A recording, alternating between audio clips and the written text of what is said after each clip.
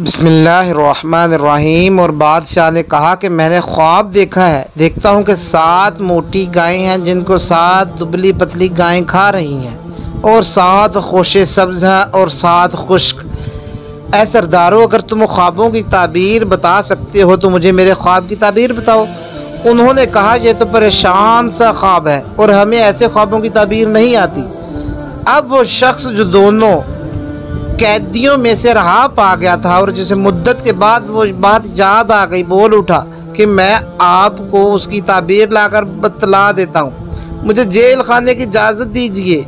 गर्ज वो यूसुफ के पास आया और कहने लगा, यूसुफ, ऐ बड़े सच्चे यूसुफ, हमें इस ख्वाब की ताबीर बताइए कि 7 मोटी गायों को 7 दुबली गायें खा रही हैं और 7 खोशे सब्ज़ हैं और 7 सूखे हैं, ताकि मैं लोगों के पास वापस जाकर ताबीर बताऊँ ताकि वो जान लें। उन्होंने कहा कि तुम लोग 7 साल मुतवातर खेती करते रहोगे, सो जो गल्ला काटोगे तो थोड़े से गल्ले के सिवा जो खाने में आए उसे खुशो ही में रहने दो।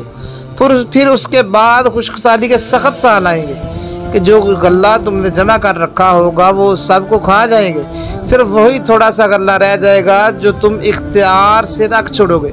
फिर उसके बाद एक साल ऐसा आएगा कि खूब मींह बरसेगा और लोग उसमें रस निचोड़ेंगे।